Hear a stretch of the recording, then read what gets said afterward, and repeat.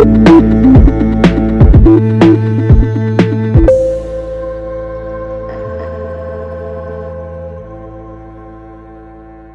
continuación tenemos la presencia del doctor Cristian Onda, que él es médico gastroenterólogo graduado, en el cual trabaja en Solca, en núcleo de Solca. Al momento es médico gastroenterólogo del Hospital Un Canto a la Vida, es profesor del posgrado de la Pontificia Universidad Católica del Ecuador y es editor de la revista Médica. A continuación, el doctor nos va a acompañar con el tema diagnóstico y manejo de la pancreatitis aguda. Muchas gracias, doctor Cristian Onda. Muy buenas noches con todos. No sé si me escuchan. Sí, perfecto, doc, sin problema. Qué bueno, qué bueno. Bueno, buenas noches con todos. Sí, el día de hoy me voy a hablar un tema muy interesante. Espero que sea de gran ayuda. Es un tema que creo que vemos en la parte diaria. Lo he titulado como el ABCD de la pancreatitis para que se pueda entender mucho mejor. Es mucho mejor si ustedes pueden participar. Es un tema bastante amplio. He tratado de resumirlo. Ustedes tienen toda la libertad de preguntarme o parar en cualquier momento la presentación, no hay ningún problema. Esto se aprende justamente preguntando. Para empezar, es importante que esta presentación va a tener algunos ítems. Uno es, vamos a hablar del diagnóstico, la fisiopatología, el tratamiento y las principales complicaciones que tienen los cuadros de pancreatitis. Es importante conocer que del 15 al 25% de pancreatitis leves, por decirlo así, pueden evolucionar con el tiempo o pueden presentarse hasta con pancreatitis graves. El 21 o el 35% de leve a moderadas y la mayoría, por decir el 35% de pancreatitis leves que no es necesario ni siquiera ingresos o a veces son dolores inespecíficos que acuden o no acuden a las emergencias. Este cuadrito que tienen aquí es más o menos los porcentajes que hemos visto y en Ecuador, comparado con otros países, el ingreso de pacientes por pancreatitis o dolor abdominal ha ido creciendo, ¿no? No hay una evidencia muy exacta, este es un dato más de cuadro de colelitiasis. Bueno, ustedes tienen en la pantalla unos links en los cuales ustedes solo los pueden escanear con sus cámaras y pueden descargar sin ningún problema la evidencia de la cual hemos utilizado para hablar esta presentación. Me baso de dos artículos principales, uno es de la Guía Americana de Manejo de Pancreatitis, y de radiología también, porque la pancreatitis conlleva mucho la situación de presentaciones o de alteraciones a nivel de imagen del páncreas. Declaro no tener conflictos de interés para esta charla.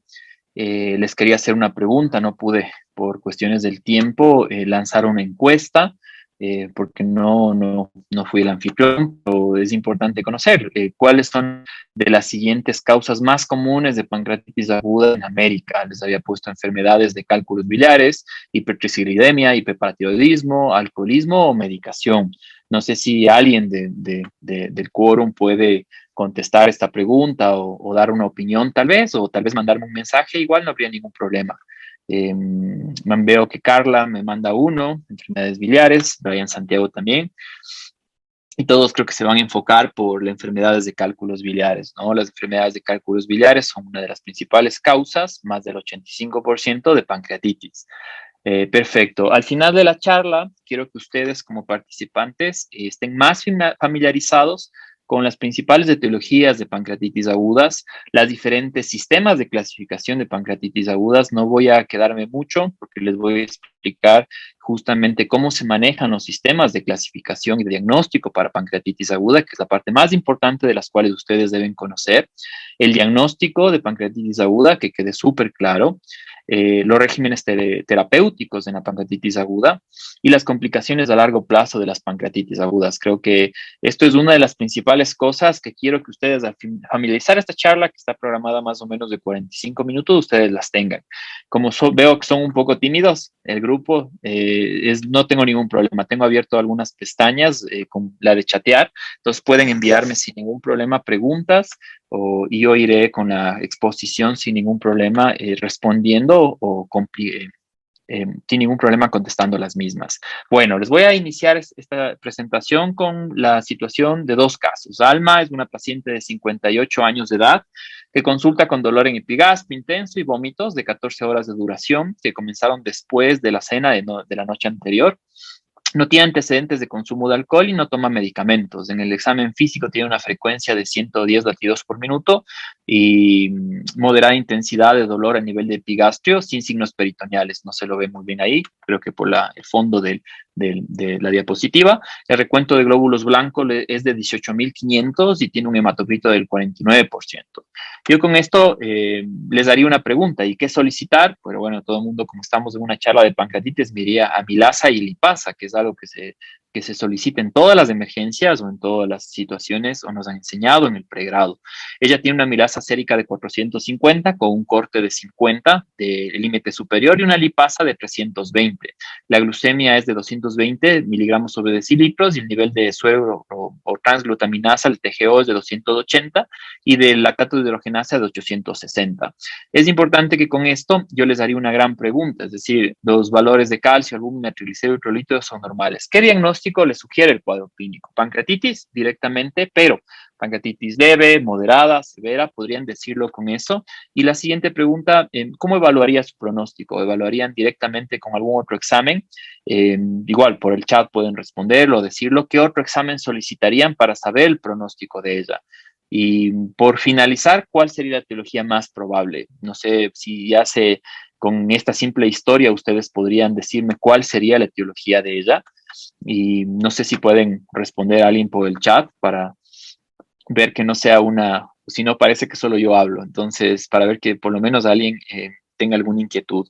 ¿Cuál pensarían ustedes que es la etiología más probable o cómo complementarían estos exámenes para evaluar su pronóstico? No sé si alguien lo puede escribir. Perfecto, me pide alguien una ecografía. Javier, ¿alguien más? Javier, tal vez te inclinarías a decir lo más probable de la etiología de esta pancreatitis.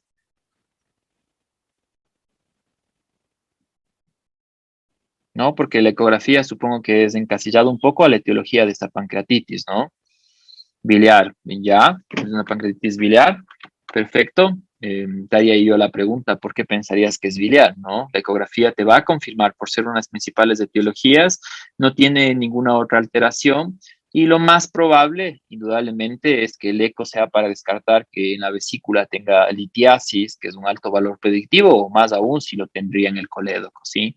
Y yo te preguntaría ahí cómo la confirmarías, ¿no? Si ya tienes amilasa y lipasa, podrías decir directamente que es una pancreatitis aguda, leve, moderada o severa, o moderadamente grave, como son algunos criterios que vamos a ver el día de hoy. Pero bueno, para ver ahí, voy a complementar con otro caso. Les presento a Harry, es un paciente de 37 años de edad, que consulta igual por dolor intenso de epigastrio, náuseas y vómito de 12 horas de evolución que comenzaron luego de una ingesta de comida copiosa.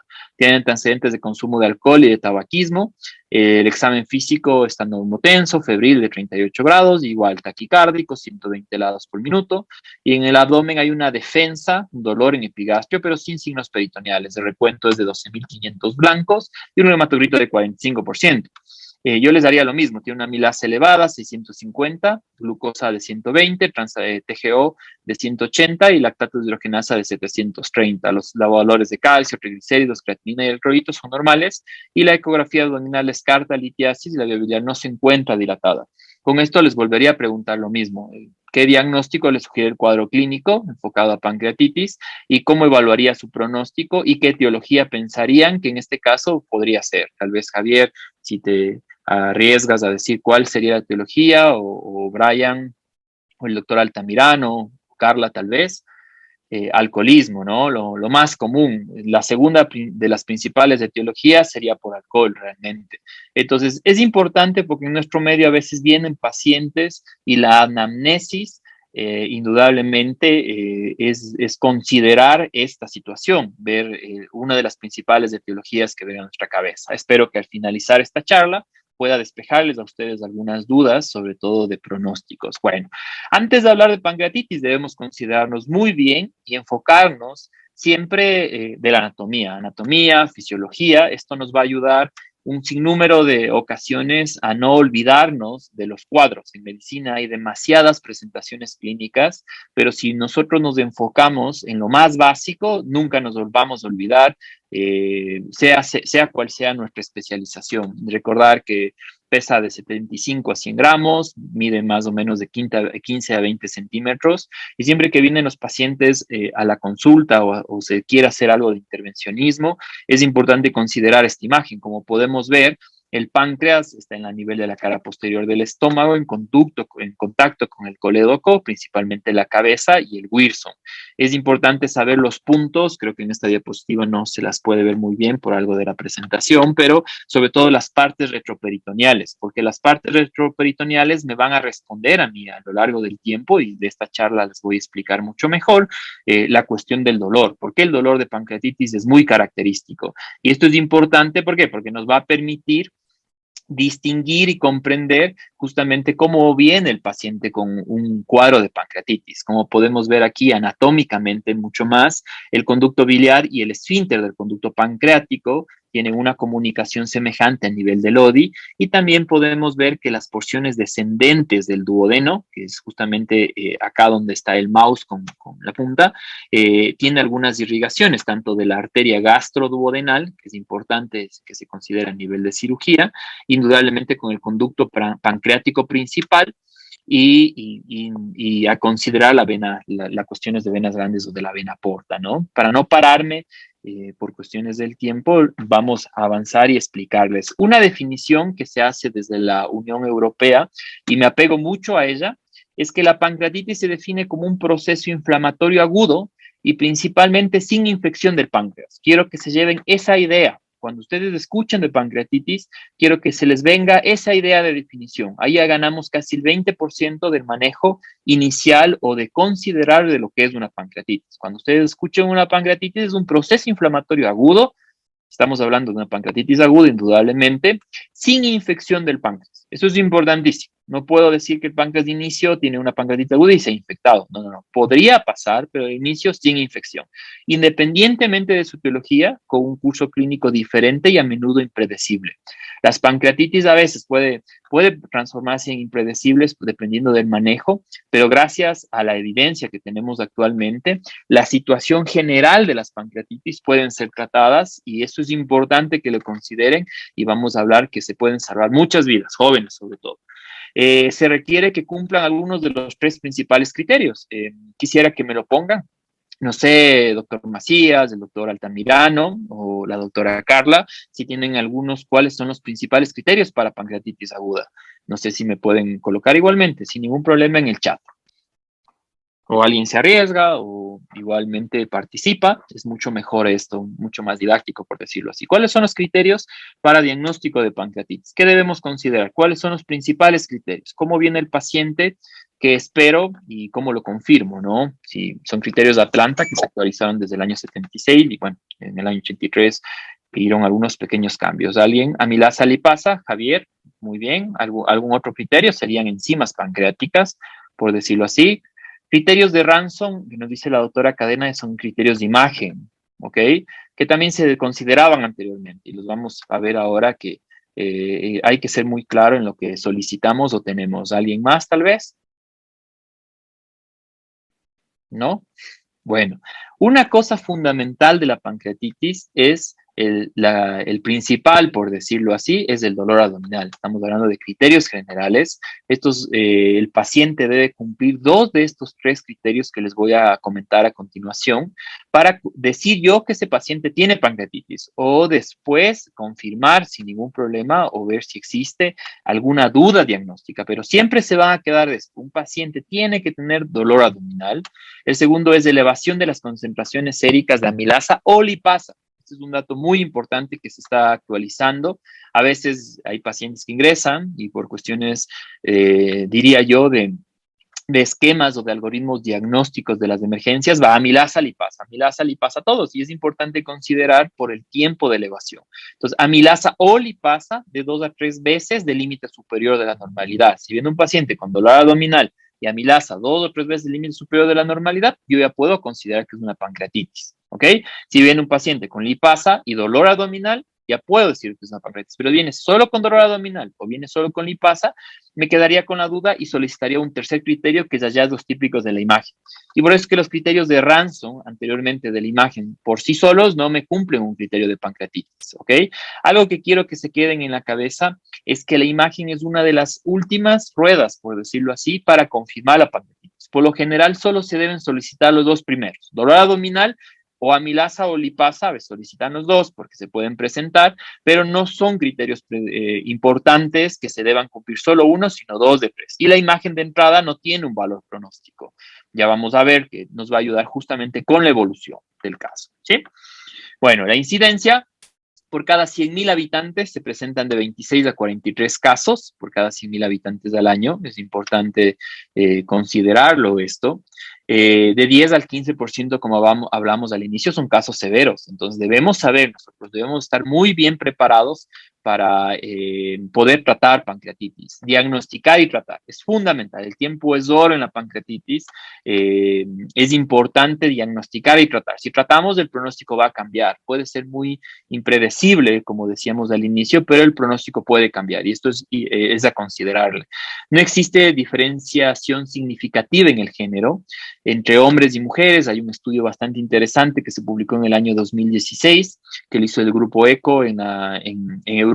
Hay otro que se acabó de publicar en la cuestión general, por decirlo así, y del 30.27% de casos a nivel de hombres, de un balance de 18.24 por cada 100.000 habitantes, tenían pancreatitis, y mujeres un 20.19, pero no era realmente un valor predictivo, positivo, alto o una alta especificidad, por lo tanto no se lo consideró.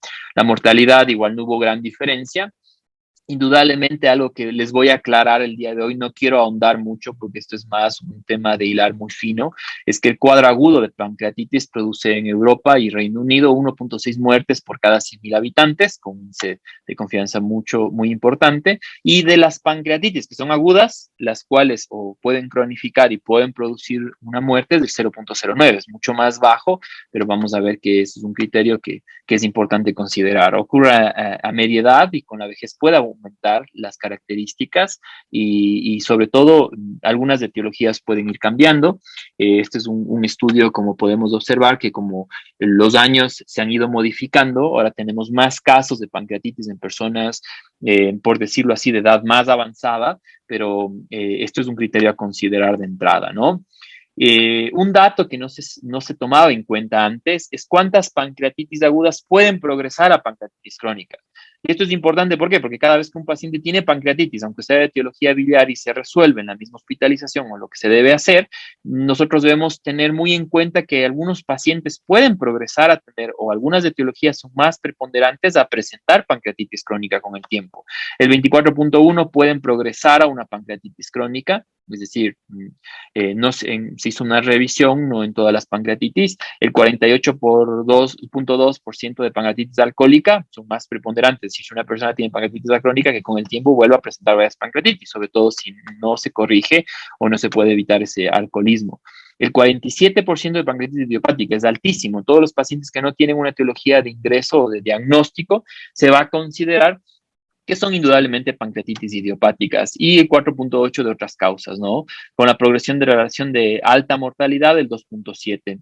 Y existen algunos mecanismos, los principales son la reducción de la secreción del bicarbonato y la reducción de niveles de alfa-1 antitripsina. No los voy a cansar con los mecanismos fisiopatológicos, que ahora ya son muchos. A las personas que les gusta, sobre todo etiologías y fisiopatologías, son muchos. Esta diapositiva es muy importante. Este paper fue publicado en el año 2016 en una revisión por la Sociedad Europea, la Sociedad del Páncreas, y como podemos ver ahí que el 10% se consideraba de otras causas en las cuales ya están metidas todo el grupo de metabólicas, hiperlipidemias, hipercalcemias, drogos tóxicos, traumas, IRCP, la CPRE, procedimiento endoscópico, infecciones y pancreatitis autoinmune. Algo que sí debemos considerar. Nosotros les preguntaba al inicio, ¿cuáles son las principales causas? Biliares, alcohol, idiopáticas se consideran no muy bien visto en algunos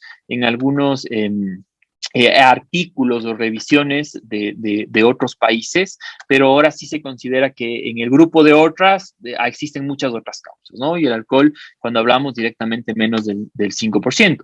Este es un estudio bastante interesante en el cual se vio qué tan severos son los pacientes que presentan pancreatitis por alcohol, relacionado en ocasiones con un síndrome metabólico. Y se vio que las pancreatitis que presentan con síndromes metabólicos, hiperlipidemias, hipercalcemias, por decirlo así, existe un valor de corte directamente, como podemos ver, de los triglicéridos, y cuando los triglicéridos avanzan más de 144, tienen un riesgo de pancreatitis, pero sin relación con mortalidad. Se hizo otro estudio también interesante por el tipo de sangre. El tipo de sangre tiene o no nos predispone a presentar con el tiempo un riesgo de las pancreatitis. Y se ha visto que el tipo de sangre tipo B tienen un mayor riesgo significativo de presentar incremento de lipasas y si por A o por B se añade un riesgo a tener una pancreatitis un poco con una evolución menos favorable que un paciente que no tenga de tipo tipo B. Pero eso es indudablemente estudios muy enfocados a poblaciones muy directas, ¿no? Como vamos avanzando las drogas, la Organización Mundial de Salud y de Gastroenterología ya emitió un comunicado hace unos años y nos decía que el 0.1 al 5% de casos pueden ser provocados por drogas, pero unas pueden definirse como drogas que ocasionan pancreatitis, otras son muy probables y otras pueden tener una posibilidad.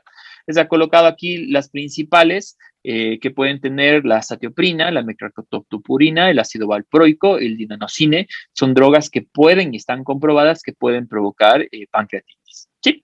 El diagnóstico, vamos a ir avanzando, ya sabemos cuáles son las principales etiologías, vamos a irnos al diagnóstico, como les decía, de 2 a 3 criterios: dolor abdominal, elevación de amilasa e imagen.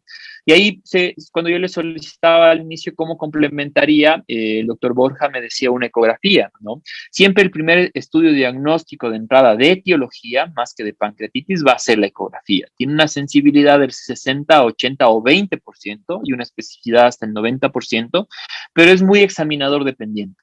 ¿Qué significa esto? Que va a depender muchísimo de quién lo haga. Si viene un crack, un imagenólogo formado y que le guste mucho el eco, va a tener una sensibilidad de especificidad altísima para ver no solo la vesícula, sino hasta para ver el páncreas, porque el páncreas se puede visibilizar al 60 al 80%, pero si hay personas que no han tenido una curva de formación, va a ser muy baja. Entonces, la ecografía, tal vez para ver etiologías como de vía biliar, de vesícula, de colelitiasis es muy alta, 95%, de colédocos como lanzar una moneda, verdadero o falso, pero se debe considerar como una principal herramienta para ver la situación de pancreatitis. De ahí, y por decirlo así, estaría la tomografía o el ultrasonido endoscópico, que valoraría mucho mejor zonas o alteraciones a nivel de vesícula o propiamente del páncreas, y la resonancia magnética. No le he puesto el PET-CT, el PET-scan, que sí se utiliza, o hicieron un estudio costo-beneficio sin ninguna relación, que puede utilizarse. Sí, pero lo que quiero que se queden en la cabeza es que el estudio de imagen está en la última rueda del coche. Eso vamos a ver que indudablemente ante la duda diagnóstica, ante que venga un paciente que tenga solo dolor abdominal y no eleve la amilasa y lipasa, tengo que solicitar un estudio de imagen para corroborar que realmente si existe o no una alteración de páncreas o si existe otra causa por la cual se esté produciendo pancreatitis. ¿Sí? 2, si es el caso que yo decido el ecoabdominal de ingreso, si tengo un sitio que tenga una alta experticia para poder ver páncreas, o un paciente que no tenga algunas situaciones que conlleven una complicación de poder ver el páncreas, como es la obesidad o una persona que sea muy, muy flaca con índice de masa corporal, que en ocasiones no se va a poder ver bien el páncreas, optaría directamente por una tomografía, ¿sí? Y ese es el algoritmo. En nuestro medio no tenemos en todos los centros algún otro examen, como tal vez una resonancia con contraste, pero yo pensaría que deberían quedarse con las dos opciones, ecografía y tomografía. La tomografía tiene una alta resolución, sobre todo para la limitación del páncreas y fluidos. La tomografía ve muy bien cosas sólidas y fluidos. La que ve mejor las cuestiones quísticas va a ser la ecografía. Y esto nos va principalmente la tomografía a ver complicaciones, por lo tanto, de ingreso no es tan bien utilizada, pero se va a ver mucho más para duda diagnóstica. Por orden, he empezado desde el fondo, ya que la clínica del dolor abdominal lo vamos a ver al final y les voy a explicar por qué. Siempre que viene un paciente con pancreatitis, sí quiero que se metan en la cabeza. ¿Qué van a solicitar? Ya van a decir amilasa y lipasa. Les he puesto más fácil. La amilasa se eleva a las 6, a las 24 horas, y la lipasa de la P, para que se acuerden, de páncreas, la lipasa es mucho más específica, se eleva de 4 a 8 horas. El problema es que los picos de lipasa se ven antes que la amilasa. Pero muchas personas dicen, doctor, pero sí, yo solicito primero amilasa. Puede demorarse más, pero solicito primero amilasa. Sí, totalmente, pero el problema es que en algunos pacientes que soliciten amilasa tal vez no cumpla el 3N y tal vez la lipasa tampoco, pero de 4 a 6 horas del dolor, del principal dolor que se presentó, ya debería tener una manifestación en un examen de amilasa y lipasa. Y esto siempre deben acordarse. Es mucho más específica la lipasa y acuérdense en la P de páncreas. Nunca se van a olvidar. Entonces, podemos decir, ok, entre la amilasa y lipasa, ¿cuál me va a ayudar más para el páncreas? La lipasa. Y creo que con el tiempo se están haciendo algunas investigaciones, tal vez la lipasa sea mucho más predictiva siempre de solicitarle sin necesidad de amilasa para diagnosticar pancreatitis. Pero con el tiempo, por eso, en las nuevas actualizaciones de guías le dicen amilasa o lipasa, ¿sí? Tal vez no me sugieren las dos, pero me dicen amilasa o lipasa. ¿Ok? Con esto yo vengo con el paciente, tiene dolor abdominal, tiene amilasa o lipasa, la principal etiología, como exámenes paraclínicos. ¿Qué solicitarían ustedes? ¿Qué se les ocurre solicitar? No sé si tienen a alguien igualmente, la doctora Cadena, el doctor Borja, Carla, que no veo el apellido, el doctor Macías, alguien me podría decir, ¿qué solicitan? ¿Viene el paciente de emergencias o qué han visto ustedes? Como exámenes paraclínicos, no estamos viendo imagen, ya tengo el diagnóstico, quiero solicitar exámenes paraclínicos, Javier me dice electrolitos, perfecto, ¿por qué? Te preguntaría yo, ¿por qué electrolitos, no? ¿Alguien más tal vez? De entrada, ¿qué viene un paciente y qué le solicitas? De entrada le solicitas, igual, si alguien quiere hablar, dígame, perfecto, una biometría hemática, está muy bien, te solicito una biometría hemática, leucocitos y hematocrito. ¿Por qué?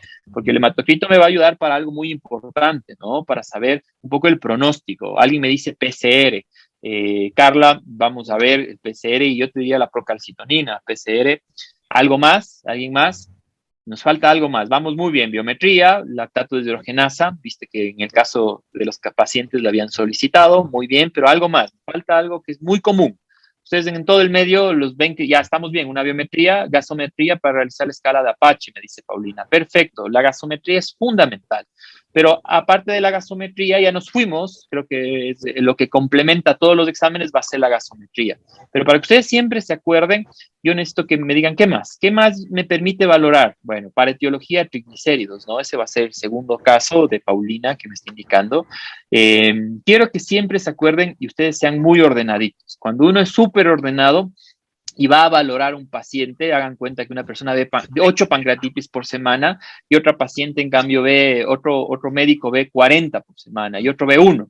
El que ve 1 cada semana o cada 6 meses, tal vez cuando vuelva a venir la pancreatitis no se acuerde de unos datos muy importantes. Entonces, cuando uno es ordenado en algunos exámenes, me va a permitir justamente saber cuál va a ser el mejor algoritmo.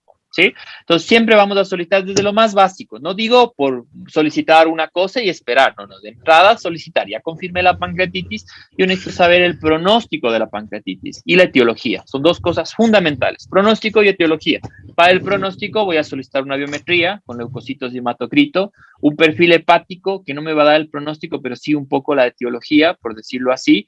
Una función renal es fundamental. Recuerden, el páncreas primo hermano de algunos otros órganos que les siempre hago con relación, y una de las cosas que me va a ayudar muchísimo es el boom. Entonces, para eso necesito la función renal. Lípidos, triglicéridos, para ver etiologías, la hipertrigliceridemia, les había mencionado, no me detuve mucho, el calcio. El PCR, gases arteriales. Nosotros en Ecuador no tenemos interleuquina 6 y interleuquina 8, en otros lados lo tienen, lo solicitan para ver pronóstico, pero se ha comprobado que con el hematocrito y el boom por la hemoconcentración está perfecto. Entonces, esto siempre se van a llevar a la cabeza. Viene con dolor, tiene amilasa o lipasa, más de 3N, no estoy yendo a imagen, solicito biometría, perfil hepático, función renal, lípidos, triglicéridos, calcios, PCR, gases arteriales. De entrada, todo de uno, sí, eso sí, no hay ningún problema. Y complemento con un eco de etiología para ver justamente una de las etiologías que el 80% son de vías biliares. Con eso estamos perfectos. Si nosotros de entrada queremos ver una pancreatitis o solicitar una tomografía, no nos va a ayudar, porque las pancreatitis intersticiales están en los libros. Nos dicen, sí, el páncreas a las 24 horas de inflamación tiene una inflamación intersticial. Lamentablemente, como vemos en esta imagen, en inflamaciones intersticiales la tomografía es muy inespecífica. Recién me va a permitir ver alguna alteración de las 48 a las 72 horas, por lo menos 5 a 6 días es un criterio. Y con esto yo les hago la pregunta, ¿no? ¿Cuándo solicitarían ustedes tomografía? Ya les había adelantado, pero alguien se animaría a decir indudablemente cuándo más solicitarían tomografía o han visto que solicitan tomografía. ¿Cuándo solicitaría yo tomografía? ¿No? Ya les dije, como duda diagnóstica iría una. Yo tengo duda, tiene solo dolor o tiene elevada la lipasa el paciente y está que no tiene ningún dolor, que es muy raro, se presenta en menos del 20% de casos. 2 de cada 10 pacientes que vienen a una emergencia, por decirlo así, podrían definir que no hay dolor, pero tal vez por evolución de los síntomas y tengo una lipasa o una amilasa alterada y necesito comprobar. Entonces voy a solicitar otro estudio, que sería en este caso una tomografía. ¿Alguien más se arriesgaría y me diría cuándo más solicitaría una tomografía a algún paciente? Cualquiera, lo que sea. O como han visto ustedes, cuando hay signos de pancreatitis hemorrágica como una complicación. Es decir, cuando ves con signos, supongo, tiene un nombre, ¿no? Tiene un nombre los signos de pancreatitis hemorrágica como complicación. Sí y no. ¿Por qué? Porque cuando hay pacientes que tienen una pancreatitis hemorrágica, por decirlo así, existe un alto riesgo de complicaciones, pero la tomografía de ingreso al paciente no me va a ayudar mucho. Es un paciente por lo general que va a presentarse con una pancreatitis grave, totalmente grave, y ver pseudoquiste pancreático, complicaciones, evolución clínica, pancreatitis grave que haya que sospechar de necrosis. Ya, verán. Como yo les decía, quiero que se metan algo, quiero que quede algo muy claro en la cabeza y nos va a ayudar muchísimo a futuro esto, es que la tomografía para ver necrosis de pseudoquistes tienen un tiempo para desarrollarse. No es que el páncreas se hace pedazos de 24 horas. El páncreas, aunque sea una pancreatitis grave, recién vamos a ver qué ha pasado a los 7 días. De 4 a 7 días. Entonces, el pseudoquiste no se va a formar hasta las 2 o 3 semanas. La necrosis, más aún, va a tardar mucho más tiempo. Las pancreatitis graves lo van a presentar más rápido, pero la tomografía de entrada no me va a ayudar por eso. Entonces, ¿cuándo vamos a pedir una tomografía? Cuando exista una duda diagnóstica, mayores de 40 años en realizar una imagen o ultrasonido endoscópico, un eco abdominal que no me esté dando una conclusión adecuada, y en pancreatitis severas a las 72 a las 96 horas, y yo diría, está mucho más sensato pedir una tomografía a los 7 o a los 10 días. Vanessa Carrera, te voy a silenciar porque muy gentil, gracias. Es importante que se queden con esto en la cabeza, porque muchas personas dicen, sí, ingresa el paciente con dolor y pasa pan, hagamos una tomografía porque es necesario verla. Y no es lo más indicado, porque la tomografía nos va a ver más las complicaciones, como decía el doctor Cóndor, como decía Cintia, y claro, aún no llego todavía a eso. Cintia ya se adelantó un poco cuando hay mala evolución de la clínica. Recién vamos, indudablemente, ahorita a hablar de diagnóstico. Veo que levantó alguien la mano, creo que se te marcó, no veo que la mano siga levantada.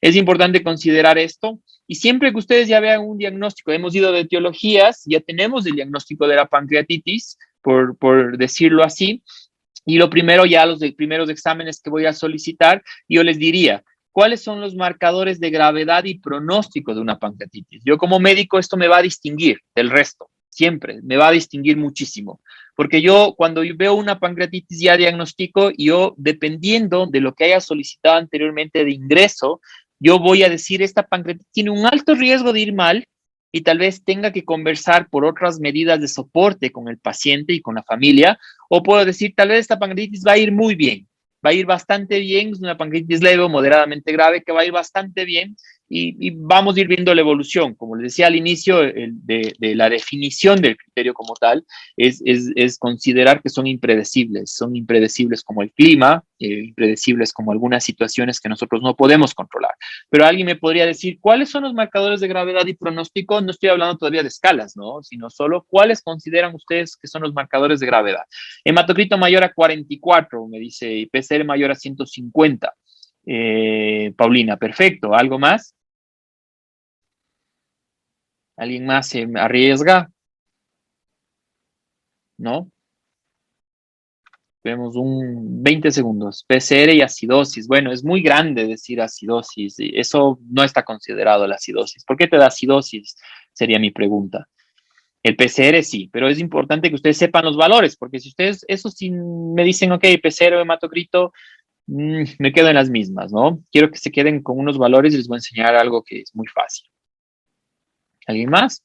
¿No? ¿No nos arriesgamos? Bueno, entonces, a ver, El PCR a las 48 horas, mayor de 150, me da un riesgo de gravedad. Se hizo un estudio, se llama la doctora Cadena, o el doctor Cadena, Estefano, perdón, me decía score de Visa. O sea, antes de ir a los scores, no he entrado yo en scores. Los scores ya les voy a explicar por qué no he entrado, porque alguien dice, haz de Apache, haz de Visa, haz de Marshall, haz de Clipsofa, que se puede utilizar por complicaciones o por riesgos. Algo que es importante es saber el tiempo. De entrada viene un paciente con un PCR bajo y a las 48 horas está más de 150, o de entrada ingresa con un PCR más de 150, tiene un riesgo de gravedad, de generar necrosis. Un hematocrito más de 44 de ingreso y que a las 24 horas exista mucha hemoconcentración, riesgo de necrosis. Es un paciente que puede presentar necrosis. Una procalcitonina más de 3.8, yo le he puesto ya aquí la procalcitonina y conjunto con el PCR, porque se ha visto que entre los dos la procalcitonina es un mejor marcador a las 96 horas de riesgo de necrosis. Un paciente que tiene una procalcitonina de ingreso muy amplia, quiere decir que va a tener necrosis, y eso es algo de considerar. Una urea más de 20, una alta mortalidad, ¿no? Interleuquina 6, gravedad en nutrición. Se invirtió mucho en marcadores como interleuquina 6 y 8, y los estudios no fueron muy concluyentes. Y lo único que sí es importante, y va a pasar mucho tiempo y van a ver que por los mecanismos que ahora ya conocemos de pancreatitis, se sabe, va a ser el boom y el hematocrito. Es fundamental. El boom, por decirlo así, urea mayores de 20, hematocritos muy altos, me dicen que va a tener necrosis, y es importante considerarlo. ¿Y cómo voy a valorar ahí? Ahí sí, vamos a tener que meternos un poco en la fisiopatología para saber los marcadores. Yo esta charla no les voy a hablar ni de Apache, ni de Visas, que son los de scores, ni de Marshall, porque lo más importante es que ustedes con el que mejor se sientan, con el que más estén cómodo, siempre lo valoren.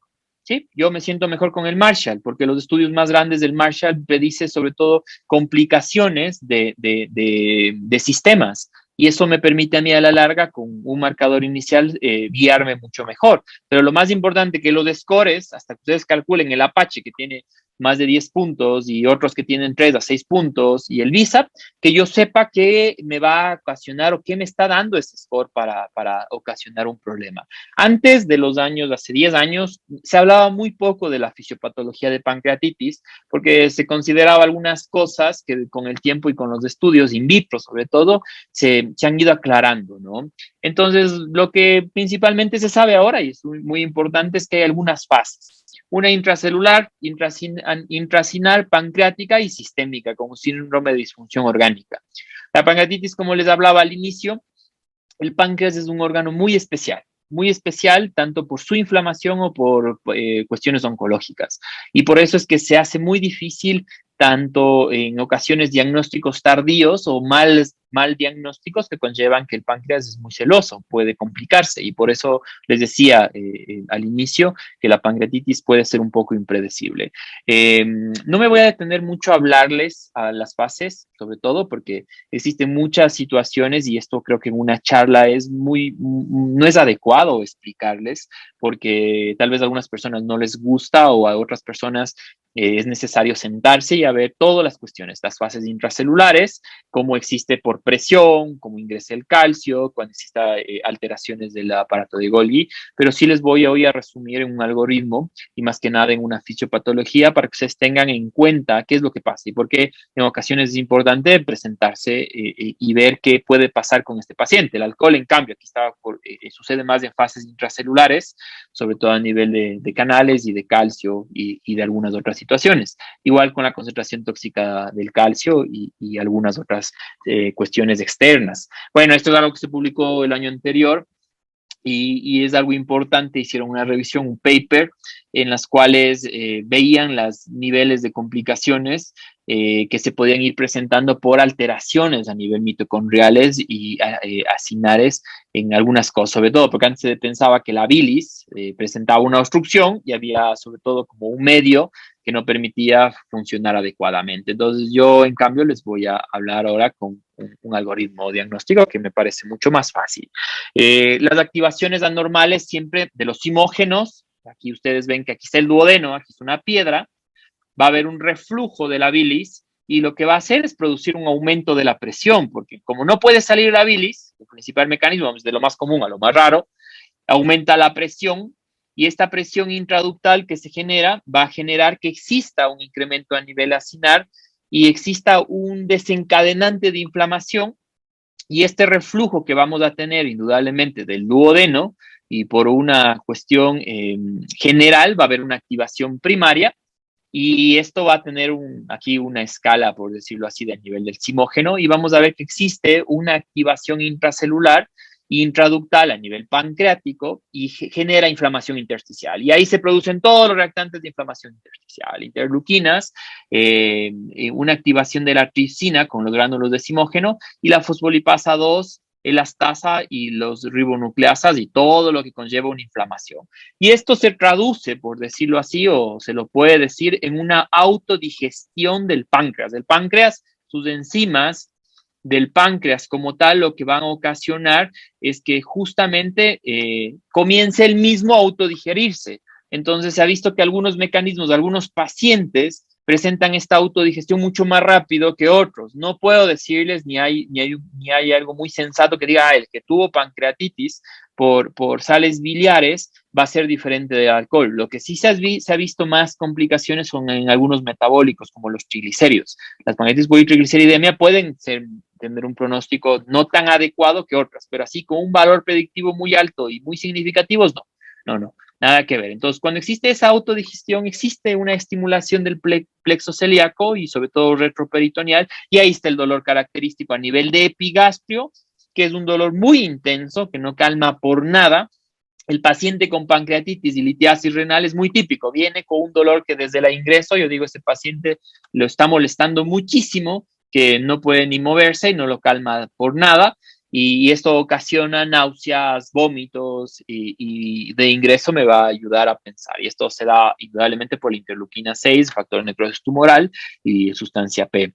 Y por eso es que veía que al estudiar la interleuquina 6, la interleuquina 8 o factor de necrosis tumoral al inicio, me iba a indicar si estaban muy elevados, que existía mucha activación o mucha inflamación, y a lo largo del tiempo me iba a decir que era un factor pronóstico, pero se vio que hay algunos mecanismos de compensación que van a ocasionar justamente que esto no sean unos marcadores predictivos exactos a nivel de eso.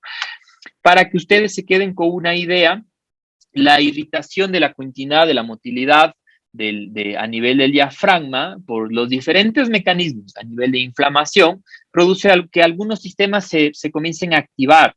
Y uno de los principales quiero que se lleven en la casa, es esto, la inflamación y permeabilidad vascular con una vasodilatación. Hagan cuenta que el páncreas se transforma en una esponja, comienza a secuestrar la mayoría de líquidos, y por eso baja la volemia, y por eso es que el paciente tiene una hipoperfusión tisular y me va a ayudar a ver el hematocrito, porque no es algo muy real. Entonces, ¿qué debo hacerle? Darle agua.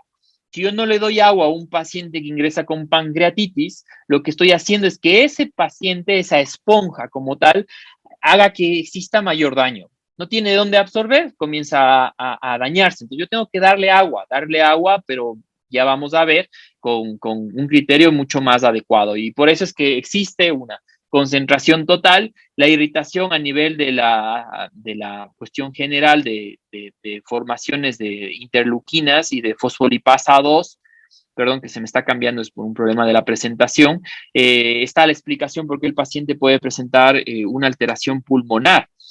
Y esto, sin irnos a la larga, presenta una cascada de activaciones de complementos y factores de coagulación que a la larga va a presentar isquemia y con el tanto necrosis. Y ahí estaría la explicación por la cual de ingreso yo un paciente no voy a esperar que tenga una pancreatitis con necrosis o se haya formado un pseudoquiste, ¿ok? Entonces, estos mecanismos compensatorios se han visto que sobre todo en algunas etiologías como de alcohol, existe una relación a nivel acinar que lo que hace es que existe alguna liberación y existe una compensación. Entonces, algunos pacientes, aunque tengan etiologías como de alcohol, trigliceridemia, hacen que a nivel pancreático tenga una alteración, y esta alteración con algunos mecanismos, dependiendo de la evolución, comiencen indudablemente a afectar a nivel del ácido pancreático. Entonces, esto igual vamos a quedarnos mucho tiempo acá. Vamos a avanzar. Hemos ido en criterios diagnósticos, etiologías, criterios diagnósticos, clasificaciones. Esto es fundamental. Esto ha cambiado y esto es fundamental que ustedes los conozcan para que cualquiera vez que se presente una charla, ustedes ya sepan y siempre se recuerden de esto.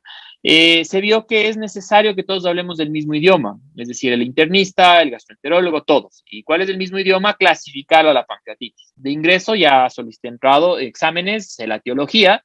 Yo voy a decir, y por eso se mencionó la clasificación de Atlanta, se actualizó en el 93, y me permite clasificarla como leve, moderada y severa. No más. Pancreatitis leve, una pancreatitis moderada y una pancreatitis severa.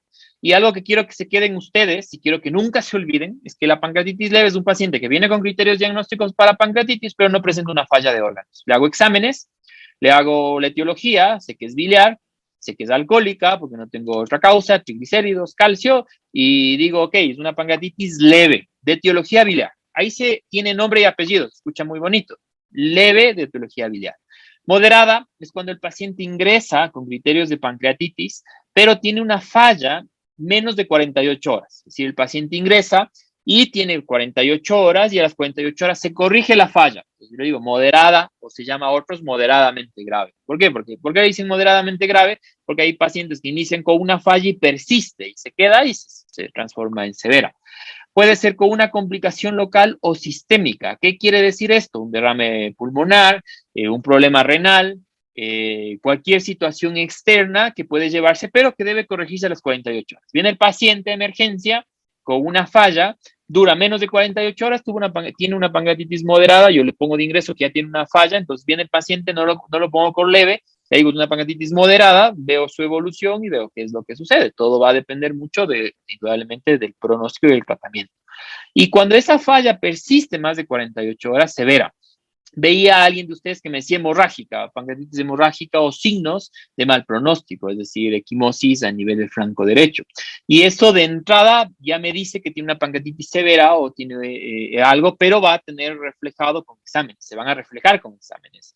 Y va a presentarse en una falla de un solo órgano o de múltiples órganos. Y cuando son por lo general o hemorrágicas, van a ser de muchos órganos.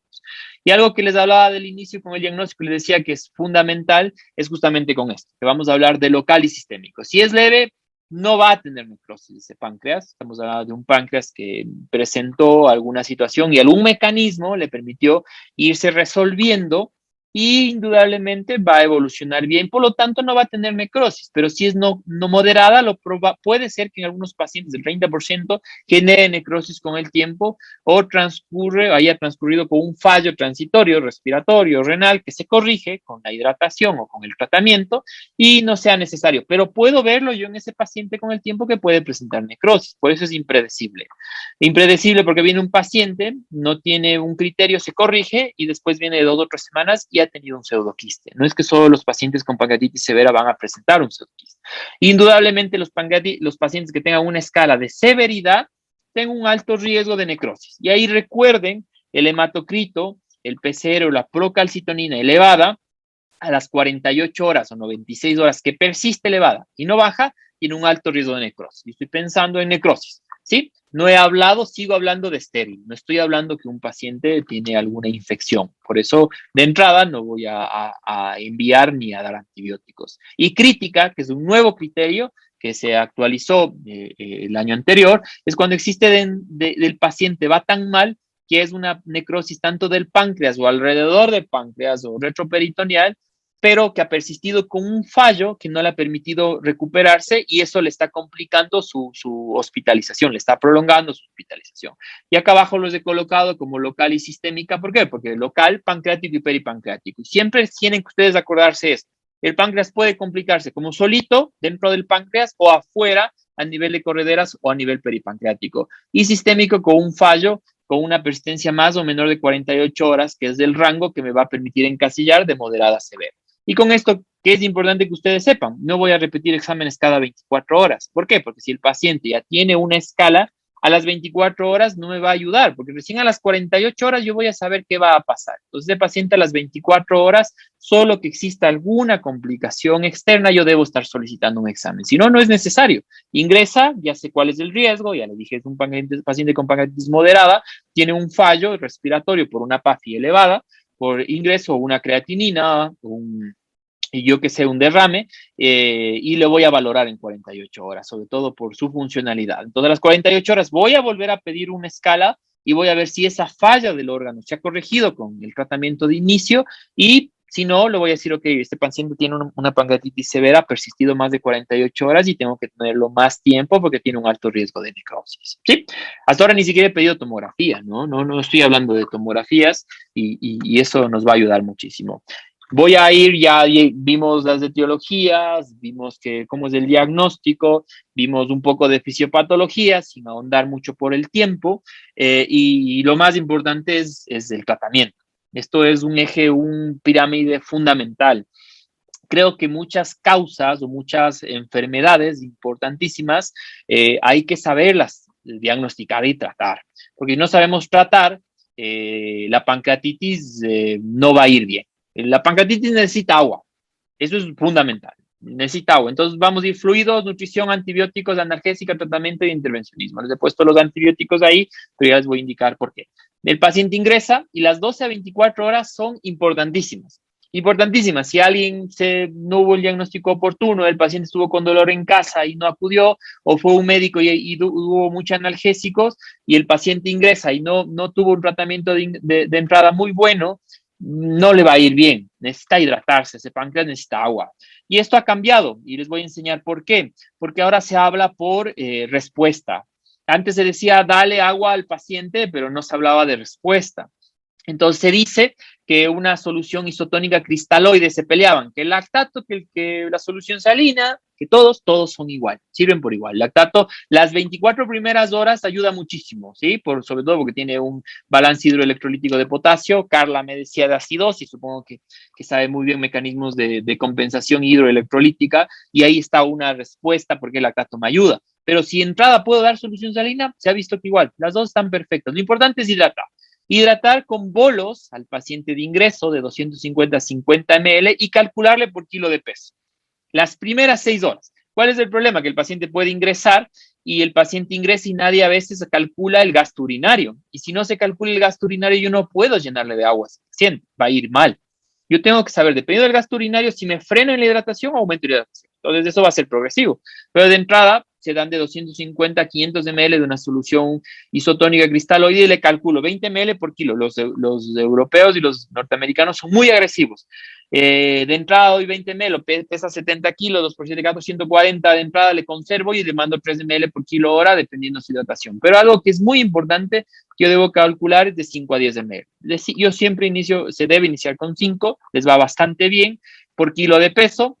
Y les dejo por hora, pero tengo que volver a valorar de 4 a 6 horas. ¿Por qué? Porque en 4 a 6 horas yo ese paciente tengo que ver cómo va su gasto. Lo voy a calcular a las 24 horas, pero quiero ir viendo. Si lo que ingresa tiene que ir saliendo, porque si yo meto muchísimo líquido, tampoco le va a ayudar, ¿sí?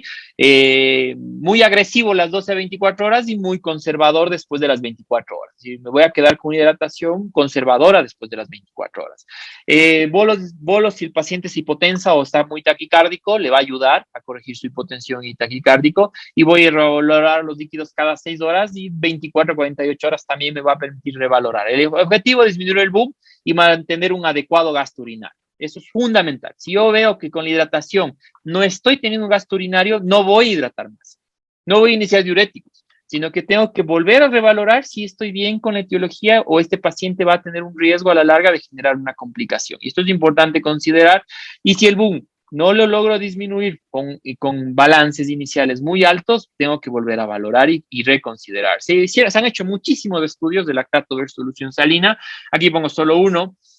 Como pueden ver, de resultación, una estrategia a las 24 horas. Y algo que me gustó mucho más es algo que se comparó la cantidad. Sí, este es un estudio realizado este año. Se publicó más que nada, podían participar algunos centros de todo el mundo, organizado por un hospital español, y se vio que los que recibieron de 3.1 a 4 litros tenían mejor pronóstico que los recibieron más de 4.1. Es decir, los que mandaban muchísima agua, 5 litros en 24 horas, de entrada eran tan agresivos que no iban bien.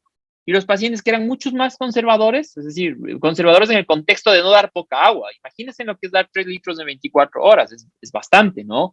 De entrada doy 500 y le conservo para las 12 primeras horas unos 800 y ya 1500 y 1500 en el transcurso de 2 a 24 horas. Entonces, no es que es conservador, da una hidratación adecuada, pero tampoco me paso de la hidratación que a la larga va a conllevar a tener un fallo. Va a depender muchísimo del gasto y del boom. ¿Ok? Entonces, eso es para que quedemos algo así. El siguiente paso de la hidratación va a ser analgésico. El paciente debe estar sin dolor. Si el paciente está sin dolor, la hidratación le va a ir mucho mejor, va a estar mucho mejor porque va a estar al inicio en NPO y me va a ayudar muchísimo. Y ahí voy a ir avanzando. Antes se consideraba, este es un tema muy controversial, de los opioides, ¿no? Decían, no considerar dosis bajas de analgésicos, no opioides a altas dosis, pero ahora se dice, puedo dar opioides de entrada, puedo dar tramal, le va bien, de dosis bajas. Pero si el paciente no mejora, debo considerar algo, pero no considerar sus dosis mucho más altas. Y eso va a ir escalando dependiendo de lo que se use. El paracetamol, el tramal de entrada les va a ir muy bien, y si no, ya voy a necesitar tener que utilizar alguna otra droga, pero el paciente tiene que estar sin dolor. Si el paciente está con dolor y tiene fiebre, leucocitosis y tiene un dolor intenso que no calma, tengo que pensar en otra causa o algo más pasó. ¿Cuál es una de esas causas? Trombosis. ¿Sí? Cuando existe trombosis a nivel del eje esplenoportal, va a haber indudablemente un dolor muy significativo, puede producir isquemia o puede haber una obstrucción hasta de la vía biliar y necesite alguna intervención. ¿Sí? Nutrición es algo fundamental. El paciente antes que tenía pancreatitis decía, no coma, deje en 3 días sin comer, y es un error. ¿Por qué? Porque la nutrición, mientras más pronto se ingrese, un parámetro de nutrición es el dolor. Si el paciente ya no tiene dolor o está controlado muy bien el dolor y la hidratación a las 12 a las 24 horas la ha mejorado, pues coma directamente, no es necesario progresar. De líquida, blanda, no, directamente. Se ha visto que los estudios, sobre todo en la guía que se actualizó este año, está mal puesto aquí, es del 2019, de la guía de pancreatitis. Esta guía analiza muy bien y dice que es mejor dar al paciente directamente una nutrición normal que darle líquida, blanda o ir progresando, ¿sí? Si el paciente tiene pancreatitis leve a moderada, no tiene náusea, vómito y lo más importante, dolor abdominal está controlado, hizo una dieta directamente blanda, general, sólida, baja en grasa, directamente. ¿Sí? No existe un cambio. A veces podemos iniciar con blanda, pero directamente. Y una pancreatitis grave, necesita tal vez ingresar a terapia, necesito considerar, espero tal vez 72 horas, porque el paciente no le está pasando el dolor, no tiene tolerancia, no puede comer absolutamente nada, pero ya considero una nutrición enteral. Necesito darle de comer lo más pronto para que ese paciente a la larga tenga una mejor nutrición y sobre todo, recuerden que al no comer nosotros tenemos sobrecrecimiento, hay bacterias, y esto produce otras complicaciones y lo que necesito yo es darle de comer para que exista un metabolismo y eso le ayude. Entonces, cualquier nutrición enteral, nasogástrica, nasoduodenal, previene las complicaciones de infecciones y mínimamente perfusión. La parenteral lo vamos a dejar para un paciente que indudablemente por una complicación no le vaya tan bien. ¿Y por qué nutrición oral y enteral es mucho mejor que parenteral? Porque preserva la mucosa intestinal, previene el sobrecrecimiento bacteriano, erosivo, aumenta el flujo sanguíneo espláncnico y disminuye las infecciones sistémicas, fallo orgánico, cirugía y mortalidad. Es importantísimo.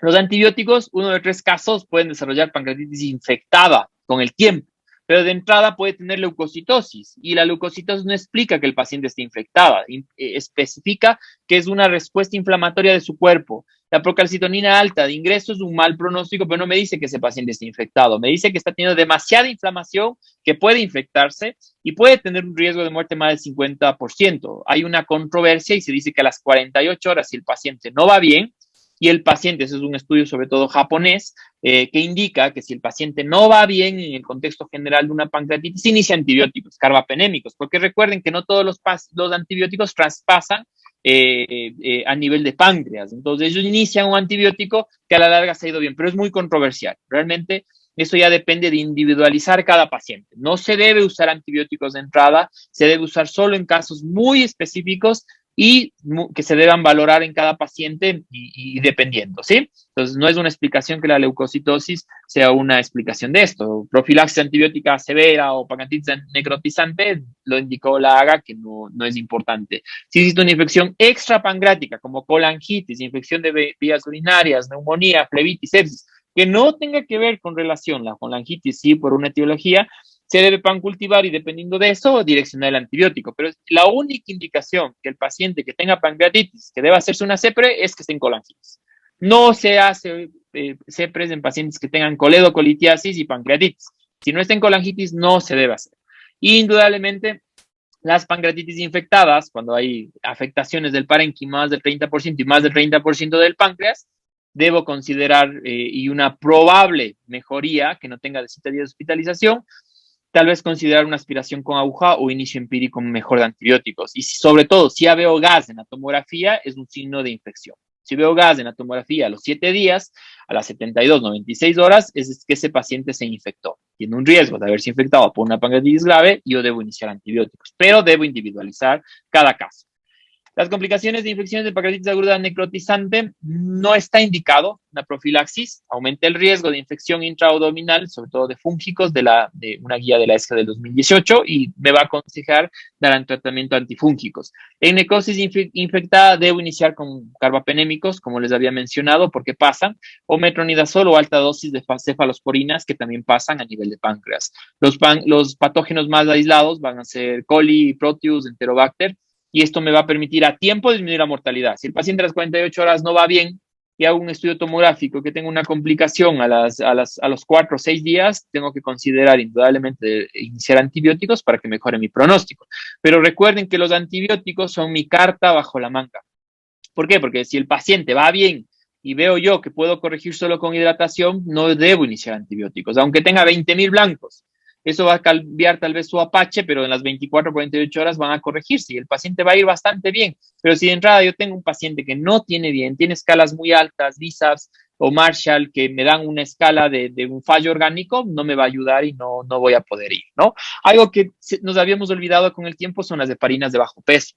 Por eso digo que es un algoritmo. Le diagnostico, veo su etiología, veo en qué escala está, leve, moderado, severo, y le digo, ok, este paciente va a ir bien o va a ir mal, ni siquiera les ha mencionado de escalas, y algo que siempre tengo que entrar después de considerar si ese paciente necesita o no necesita antibióticos, yo lo hubiera puesto antes, creo que se me ha ido una diapositiva, un slash por las heparinas, es justamente considerar que las heparinas de bajo peso molecular en algunos pacientes con pancreatitis moderada grave o grave, recuerden que el paciente va a estar acostado y no va a tener movilidad, tiene un alto riesgo de generar trombos. Entonces, se ha visto que mejora la evolución y mejor incidencia de necrosis iniciar heparinas de bajo peso molecular en dosis de isocoagulación, como un efecto antiinflamatorio y reduce la estimulación a nivel de macrófagos y monocitos con cuestiones del estrés. Otros aspectos, ya les lo he mencionado, colangitis dentro de las primeras 24 horas solo es un indicativo de CEPE y colelab si hay litos en la vía biliar. Está indicado que es mejor resolver las dos cosas. Viene un paciente con etiología de colelitiasis, es mejor que el paciente salga operado que vuelva a ingresar con una pancreatitis grave. Se ha visto y se ha comprobado, no, eso ya es un tema de largo. No pueden de cirugía si existe una esfinterotomía previa, este es un criterio ya mucho más de muy fino, que realmente si se hace una CEPRE, el paciente puede o no puede operarse. Hay que esperar una evolución normal de la CEPRE, por general de 2 a 24 horas de resolución del cuadro pancreático para considerar la cirugía. Y lo que sí no vamos a considerar nunca es cirugía. El páncreas, hablaba un cirujano bastante reconocido y decía, el páncreas fue hecho y se puso atrás, retroperitoneal, para que el cirujano no lo vea, no lo toque.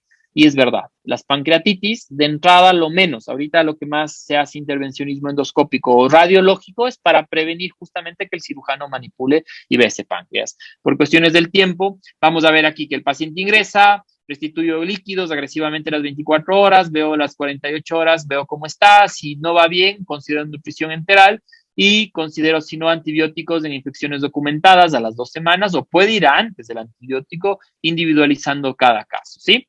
Pancreatitis aguda severa, hago resonancia a las 72 horas, a las 96 horas, luego del inicio de los síntomas y veo indudablemente cómo va. Y en pacientes que tuvieron procalcitonina elevada, más de 3.8, y igual, si no van bien, me van a permitir hacer un ataque de control. Ese es un algoritmo, como ustedes pueden ver, severidad por boom. Es urgente la CEPRES en los pacientes que tienen colangitis, o yo al día 3 ya considero, dependiendo cómo esté, tolerancia, nutrición enteral, o si existe un franco deterioro, ya digo que va a tener una necrosis y no me va a servir ya no el tratamiento que yo instaure o yo considere que debo hacer. Algo que es importante por cuestiones un poco del tiempo, es un tema amplio, es que ustedes se hizo unas clasificaciones de las principales complicaciones de pancreatitis. Y es justamente eso, colecciones perio o pancreáticas, necrosis pancreáticas, necrosis, el WON, necrosis y fístulas, trombosis y el síndrome de conducto desconectado. No me voy a quedar muchísimo tiempo en esto. Lo que sí les voy a hablar es que siempre cuando ya veamos más de las 2 a 4 semanas como complicaciones, tenemos que considerar en si esa colección es estéril o está infectada. Y si hay gas, es una colección infectada. Y lo primerito que debemos ver es el deterioro clínico que tenga el paciente. Si tiene un paciente de deterioro clínico, persistencia con una sepsis, un fallo orgánico prolongado, leucocitosis, fiebre, aumento del PCR, no va bien, lo más probable es que el paciente, aparte de una complicación, aparte de las 2 o 3 semanas, sea complicado. Y si la procalcitonina, hago otro hincapié, tiene más de 3.5, tiene una especificidad del 90% y una sensibilidad casi del mismo valor, me va a decir que ese paciente por lo general va a tener una necrosis. Y solicito una tomografía simple y contrastada para ver qué es lo que pasa, ¿no? Voy a detenerme aquí un poco en las principales complicaciones del pseudoquiste. Miren, un pseudoquiste inmenso, que lo principal que va a tener este paciente, yo debo esperar 4 semanas al pseudoquiste para que se haya formado perfectamente para saber qué hacer. Hay quistes que se resuelven espontáneamente y en cambio hay quistes que han crecido tanto, están ahí chiquitos, hacen su pared y yo necesito ahí después de las 4 semanas ver qué voy a hacer. Entonces es una colección persistente por más de 4 semanas, ya tiene pared y lo voy a definir. Lo primerito que vamos a hacer es sacarla sin abrir nada, o endoscópico o radiológico, lo que tengan sus hospitales, las dos están bien. No existe evidencia ni alteración de ninguno.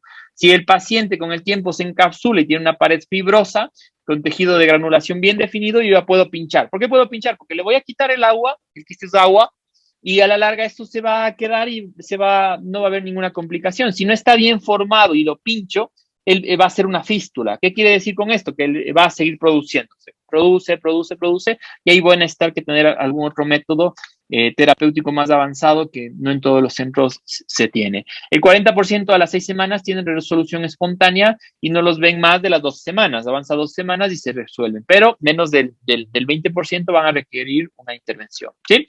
Los WOM, que son una necrosis organizada o tabicada, es una de las principales complicaciones por colecciones necróticas agudas y que persisten con el tiempo, y en drenaje va a ser, como les dije, necrótico, endoscópico o por imagen intervencionismo. Existe menor riesgo en pacientes de diabetes con reemplazo exócrino, sobre todo de formar fístulas pancreáticas, y la mortalidad sigue siendo alta. 1 de 3 requiere un drenaje endoscópico. Voy a hablarles un poco de intervencionismo por cuestiones del tiempo.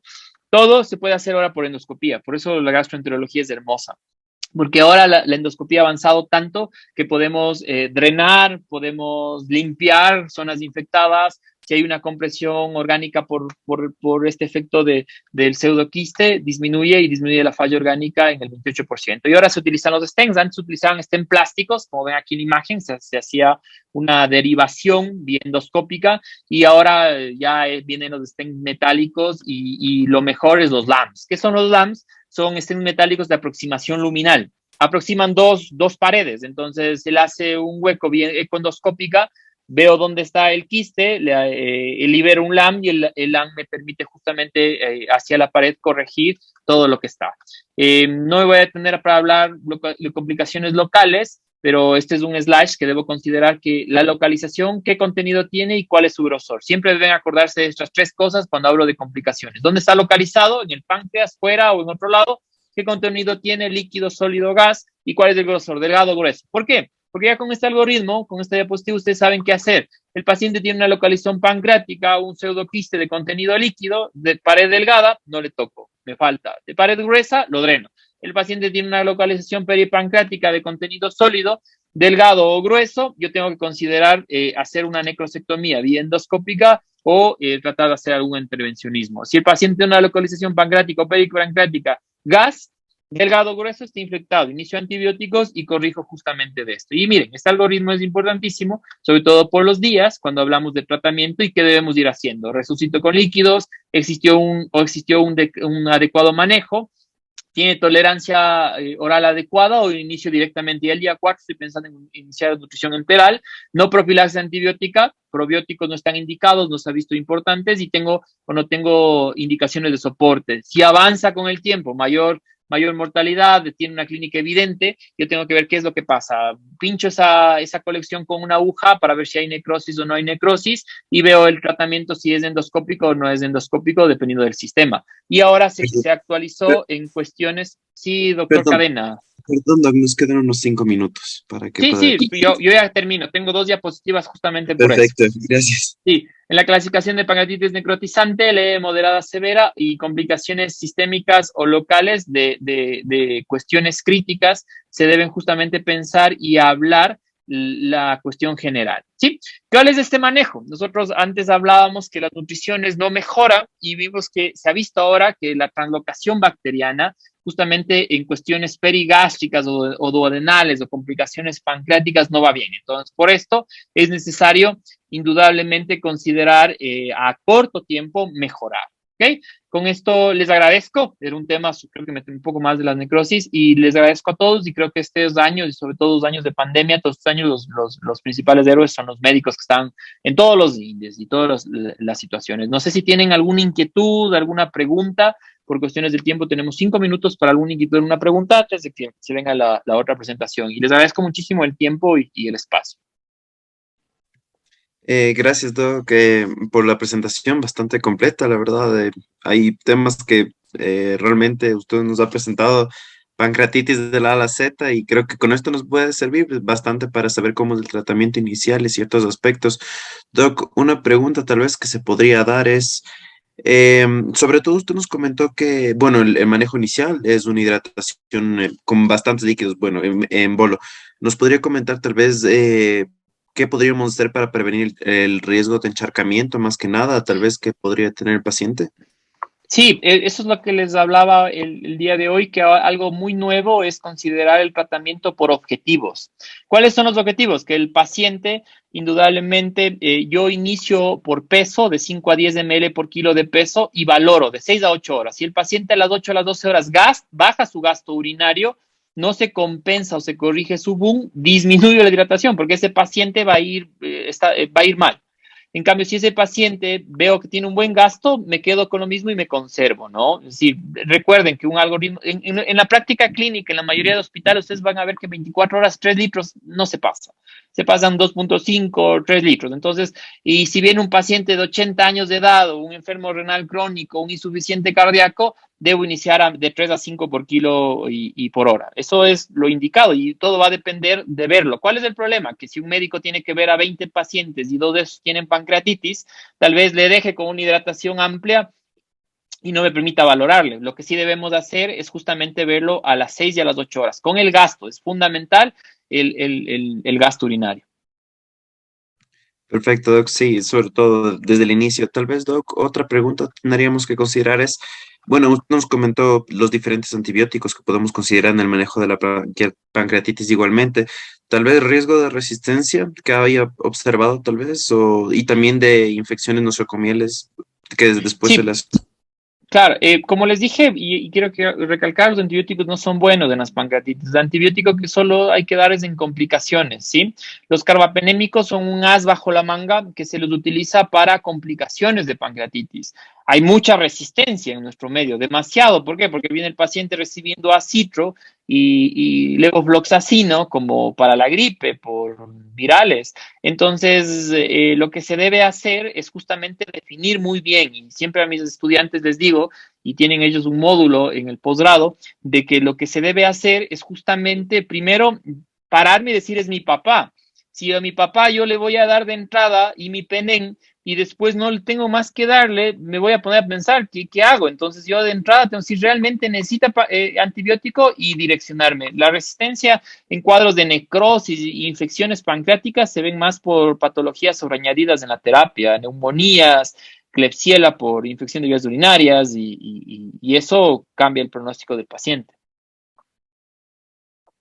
Gracias, Doc. Tenemos otra pregunta. Justo, ¿por qué se hace una gasometría en pancreatitis, tal vez? ¿O cuál es, por qué se Por los considera? gases, ¿no? Porque la gasometría lo que va a hacer justamente es los gases. Entonces, justamente eso me va a permitir a un paciente de entrada ver cuál está para calcularle su Apache. El Apache me va a permitir saber si ese paciente le voy a dejar en sala o le voy a necesitar una valoración del intensivista. Recuerden que Apache es más de 8 y no he querido hablar de escalas. Imagínense en lo que es la pancreatitis y casi no acabamos. Se habla mucho ahora que si tiene más de 8 o 9 el Apache calculado por la gasometría, el paciente debería ir a terapia, pero eso hay que valorarlo.